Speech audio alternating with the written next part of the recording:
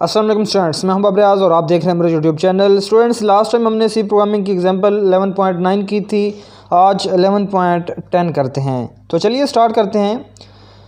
इसमें वो कहता है कि write a program that inputs a year and find whether it is leap year और not leap year using if else structure. Students, सबसे पहले हमें पता होना चाहिए कि ये लीप ईयर होते कौन से हैं। क्वेश्चन में वो कहते हैं कि साल इंटर करें और चेक करें कि लीप साल है या नहीं। लीप ईयर कौन सा होता है, पहले हमें ये पता होना चाहिए, फिर ही हम क्वेश्चन को अटेम्प्ट कर पाएंगे।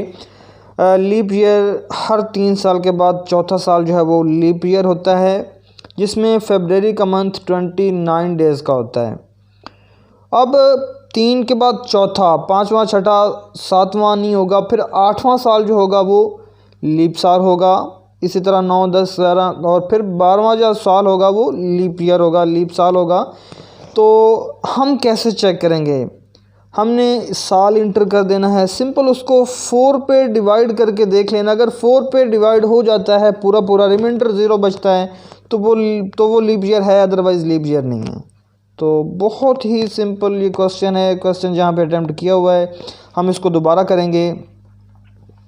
मैंने कंपाइलर पहले ही ओपन कर लिया है ताकि टाइम जो है वो हमारा बच जाए। यहाँ पे हम अपना हेडर फाइल लिखते हैं और उसके बाद अपना मेन फंक्शन लिखते हैं। मेन फंक्शन के बाद यहाँ से इसकी बॉडी स्टार्ट कर देते हैं। बॉडी में आके क्वेश्चन में वो कहता है कि एक ईयर इंटर करें। ईयर चूँकि एक नंबर होगा, जैसे 2020, 2016, 2019, 2018 या 2000, 2001, 2005, 1998, ये कुछ भी, ये एक नंबर है। हमारे माइंड में एक कंसेप्ट है कि एक साल हमने इंटर करना है। कौन सा साल? 2000, 2001, 2002, 2004, 2004, 2006।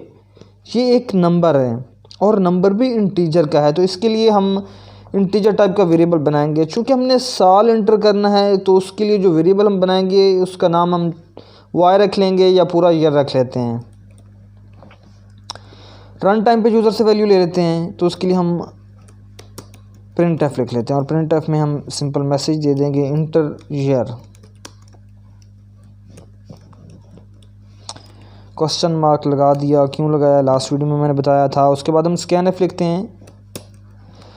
स्कैन एफ लिखने के बाद इसमें यूज़र से वैल्यू लेने के लिए %d, क्योंकि ये इंटीजर टाइप का है, $साइन और आगे वेरिएबल।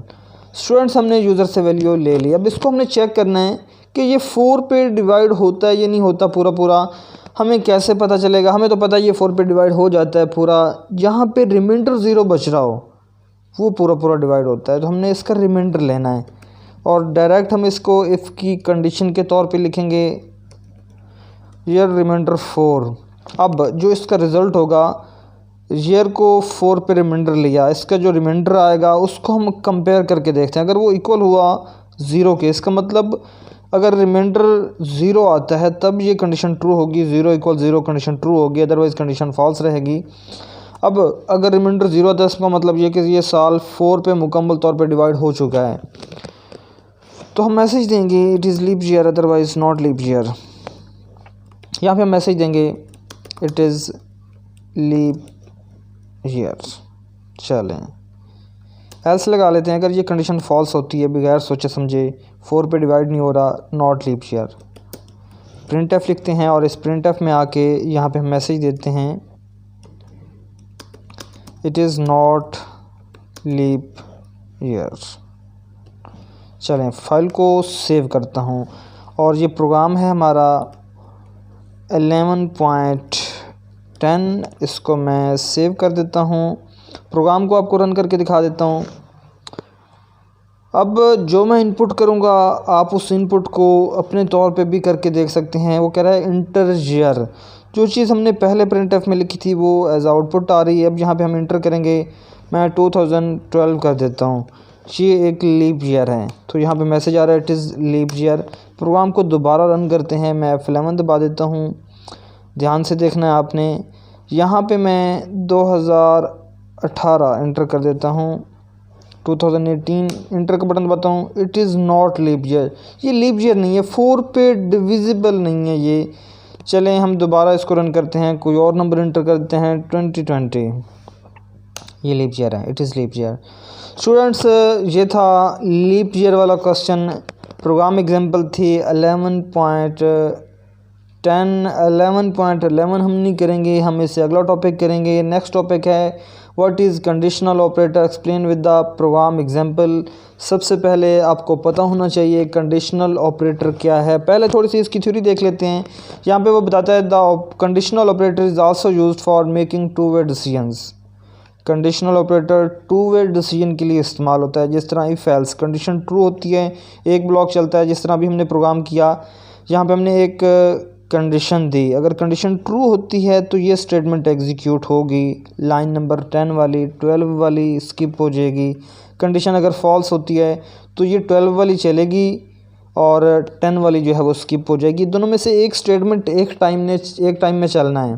कंडीशन के ट्रू होने पे पहली स्टेटमेंट लाइन नंबर 10 वाली, कंडीशन के फॉल्स होने पे लाइन नंबर 12 वाली स्टेटमेंट ने एग्जीक्यूट होना है। तो सेम कंडीशनल ऑपरेटर भी टू वे डिसीजन स्ट्रक्चर है। उसमें भी जो दो जो है वो स्टेटमेंट्स दी जाती हैं, एक कंडीशन दी जाती है, एक स्टेटमेंट चलती है, एक जो है स्किप होती है। यहाँ पे वो बता रहा है कि it can be used in place of simple if else structure. वो कह रहा है कि ये इफ़ एल्स स्ट्रक्चर की जगह पे इसको यूज़ किया जाता है। It is denoted by question mark and colon sign.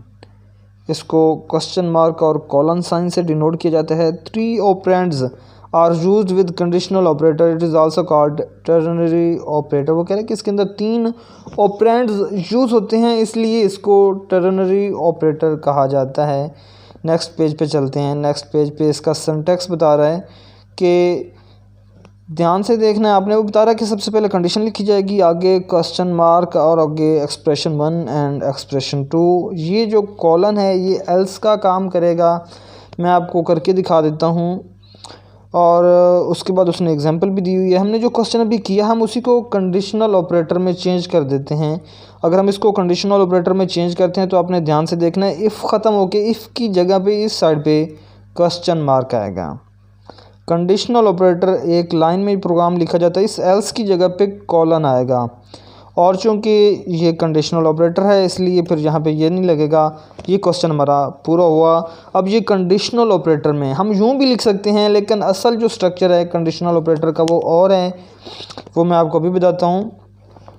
यहाँ पे यूँ हम सारे को एक लाइन में जो है वो लिखते होते हैं। ये असल स्ट्रक्चर है कंडीशनल ऑपरेटर लिखने का। यहाँ पे कंडीशन दी जाती है, आगे क्वेश्चन मार्क लगाया जाता है। कंडीशन अगर ट्रू है तो ये एक्सप्रेशन 1 है, ये एग्जीक्यूट होती है।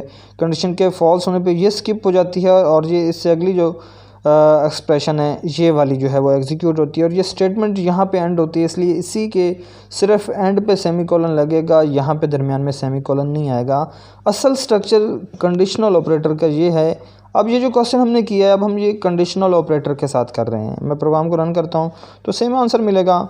जैसे वो कहेगा कि इंटर ईयर, मैं यहाँ पे 2021 कर देता हूँ तो वो कहेगा कि it is not leap year, it is not leap year. Program हमारा रन हो रहा है।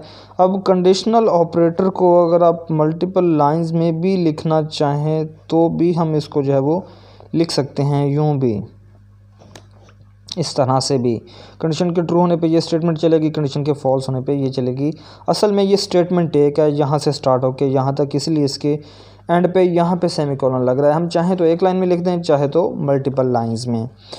तो एग्जाम्पल में वो जो कहता है क्वेश्चन, वो उसने इवन ऑड वाला प्रोग्राम किया हुआ है। यहाँ पे वो कहता है इवन ऑड वाले की भी उसने एग्जांपल दी हुई है कि अगर नंबर के रिमाइंडर 2 पे 0 आता है तो मैसेज आएगा even number, otherwise odd number. उसके बाद वो यहाँ पे उसने क्वेश्चन दिया हुआ है कि write a program that inputs 2 numbers and display larger number using conditional operator. Question वैसे सॉल्व किया हुआ है, हम इसको दोबारा कर लेते हैं कंडीशनल ऑपरेटर से। मैं आपको समझा देता हूँ अच्छे से। वो कहता है कि 2 नंबर इंटर करें, उनमें से जो लार्जर नंबर है वो डिस्प्ले करवाएँ। 2 नंबर लेने के लिए 2 वेरिएबल चाहिए होंगे, चाहे उसका नाम ए बी रखें, चाहे एक्स वाई रख लें, कोई इशू नहीं है, जो मर्ज़ी रखें। हम उसका नाम एक्स और वाई रख लेते हैं। इंटीजर टाइप के 2 वेरिएबल लेते हैं, एक एक्स दूसरा वाई ले लेते हैं। यहाँ पे मैं सेमीकोलन लगा देता हूँ। एक वेरिएबल लेते हैं हम मैक्स, ताकि उसके अंदर मैक्सिमम, लार्ज नंबर को मैक्सिमम ही कहते हैं ना, तो मैक्स का वेरिएबल ले लिया मैक्सिमम नंबर स्टोर करने के लिए। मैं यहाँ पे पहली वैल्यू यूज़र से लेने के लिए, रन टाइम पे लेने के लिए प्रिंटफ लिखता हूँ और उसके अंदर मैसेज देता हूँ इंटर फर्स्ट नंबर। 2 नंबर हमने यूज़र से लेने हैं ना, इंटर फर्स्ट नंबर, और यहाँ पे मैं ये लगा देता हूँ स्कैनएफ। स्कैनएफ लिखने के बाद यहाँ पे मैं ये लगाता हूँ, और यहाँ पे मैं, क्योंकि अब हमने स्कैनएफ के अंदर इसका फॉर्मेट स्पेसिफायर लिखना है %d, आगे वेरिएबल चूँकि पहले हमने x लिया हुआ है तो एम्परसेंड साइन के साथ जहाँ पे x लिख देंगे। हमने एक नंबर यूज़र से लिया, मैं टाइम बचाने के लिए इसको कॉपी करके यहाँ पे पेस्ट कर देता हूँ। फर्स्ट की जगह पे मैं कर देता हूँ यहाँ पे सेकंड नंबर, और यहाँ पे x की जगह y। चले हमने 2 नंबर यूज़र से ले लिए, टाइम भी हमारा बच गया। कॉपी पेस्ट करके कंडीशनल ऑपरेटर लगाते हैं। यहाँ पे हम ब्रैकेट स्टार्ट करेंगे। ध्यान से देखना है, यहाँ पे सबसे पहले कंडीशन लिखी जाती है। अगर x ग्रेटर है y से तो मैक्सिमम के अंदर x की वैल्यू चली जाए, अदरवाइज़ ये एल्स वाला काम कर रहा है, मैक्स के अंदर y की वैल्यू चली जाए। और मैक्सिमम में इन दोनों में से कोई एक वैल्यू तो आ ही जाएगी ना, जो भी वैल्यू बड़ी हुई। उसके बाद हमने मैसेज देना है मैक्सिमम वैल्यू, और मैक्स की वैल्यू शो करवा देनी है। ये मैक्सिमम इज़ इक्वल, ये हमने मैसेज दिया, %d लगाया, और यहाँ पे मैक्स की वैल्यू शो करवा दी। प्रोग्राम को रन करके आपको दिखाता हूँ। प्रोग्राम को रन करते हैं, वो कहेगा inter first number, inter second number. First number मैंने 12 किया, सेकंड नंबर 24 कर दिया। 24 चूँकि बड़ा है तो वो कहेगा 24, वैल्यू मैक्सिमम वैल्यू इज़ 24। चलें, अब मैं इनकी तरतीब चेंज करके 24 पहले कर देता हूँ, 12 बाद में। देखें अभी भी वो कहेगा कि मैक्सिमम वैल्यू इज़ 24। उसने ये देखना है कि जहाँ पे बड़ी वैल्यू आ रही है वो शो करवानी है। अच्छा, वैल्यू कुछ भी इंटर कर सकते हैं, ये ज़रूरी नहीं कि 12 और 24 ही इंटर करना है। ये तो मैंने आपको जस्ट एग्जांपल दी है। चलें प्रोग्राम को थोड़ा शॉर्ट करते हैं कंडीशनल ऑपरेटर से। समझ आ गई होगी, उम्मीद है। कोई क्वेश्चन हो तो कमेंट्स में पूछिएगा। हम यहाँ पे मैक्सिमम को x की वैल्यू असाइन कर रहे हैं और यहाँ पे मैक्सिमम को y की। हम यूँ भी कर सकते हैं, यहाँ से इसको हटा दें और यहाँ से इसको भी हटा दें। ध्यान से देखना है, मैं यहाँ पे थोड़ी सी स्पेस दे रहा हूँ ताकि आपको समझ आ जाए अच्छे से। चलें ध्यान से देखना है, मैं यहाँ पे लिखता हूँ मैक्स और इक्वल। अब इसमें हो ये रहा है कि हमने यहाँ पे एक कंडीशनल ऑपरेटर लगा दिया। अगर कंडीशन ट्रू होती है तो x की वैल्यू इसको असाइन होगी मैक्सिमम को, कंडीशन के फॉल्स होने पे y की। कंडीशन ट्रू होती है, x बड़ा है y से, तो ऑटोमेटिकली x की वैल्यू मैक्सिमम में चली जाएगी, अदरवाइज़ y की चली जाएगी। दोनों सूरतों में मैक्सिमम वैल्यू मैक्सिमम में चली जाएगी। इस तरह से भी हमें मैक्सिमम वैल्यू मिल जाएगी। स्टूडेंट्स, उम्मीद है आपको समझ आ गई होगी कि कंडीशनल ऑपरेटर कैसे काम करता है। फिर भी अगर आपका कोई भी क्वेश्चन हो आप कमेंट्स में मुझे पूछ सकते हैं। आप लोगों के पास अगर मेरा नंबर मौजूद है तो आप मुझे मैसेज भी कर सकते हैं व्हाट्सएप पे, कोई इशू नहीं है। आगे वो बता रहा है कि एक नंबर एंटर करें, उसको चेक करें कि वो 3 पे तकसीम होता है या नहीं होता, 3 पे डिविजिबल है या नहीं है। बहुत आसान है।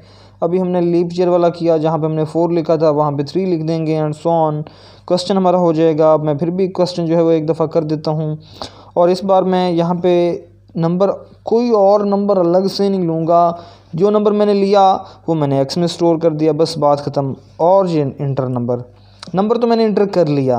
अब इसको हमने ये देखना है कि वो 3 पे डिविजिबल है या नहीं। उसके लिए मैं कंडीशनल ऑपरेटर लगाता हूँ, x रिमाइंडर 3 = 0। ये कंडीशन है जिस पे चेक करना होता है ना कि इस पे डिविजिबल है या नहीं है, वो यहाँ पे लिखते होते हैं। बाकी कंडीशन वैसे ही है। और यहाँ पे कॉलन आएगा, इसके अंदर हम मैसेज देखते हैं number is divisible by 3, number is divisible by 3। और यहाँ पे एक printf लिखेंगे और उसके अंदर मैसेज देंगे number is not divisible by 3। यहाँ पे हमने मैसेज देना है number is not divisible by 3, number is not divisible by 3, number is not divisible by 3। और एंड पे सेमीकोलन। इतना सारा काम है। यहाँ पे प्रोग्राम को मैं आपको रन करके दिखा देता हूँ। 3, 6, 9, 12, 15, 18, 21 ये सारे 3 पे डिविजिबल हैं। कोई भी नंबर इंटर करके आप देख सकते हैं। मैं इनमें से कोई भी इंटर नहीं करता, 7 इंटर कर देता हूँ।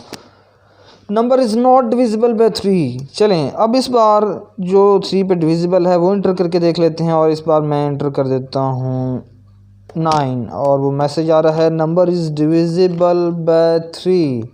स्टूडेंट्स, उम्मीद है आपको समझ आ गई होगी। अगर कोई भी किसी भी किस्म का कोई क्वेश्चन हो आप लोग मुझे कमेंट्स में ज़रूर पूछिएगा।